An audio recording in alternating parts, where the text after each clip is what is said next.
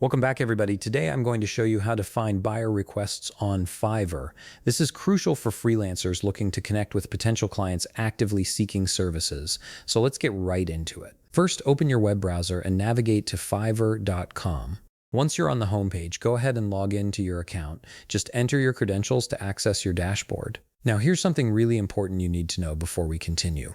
Buyer requests have been permanently removed from Fiverr. The platform completely discontinued the traditional buyer requests feature for most sellers in the 2026 interface update. This was a significant change that affected how freelancers connect with potential clients on the platform. However, there is an alternative way to access similar opportunities. Look toward the upper right corner of your screen where you'll see your profile icon. Click on it to reveal a drop-down menu with several options. From this menu, select Your Briefs.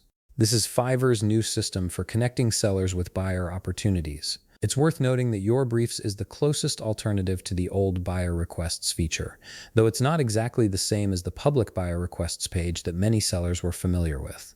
The functionality and approach have changed significantly. So what exactly are briefs? They are requests that buyers post on the platform when they're looking for specific services.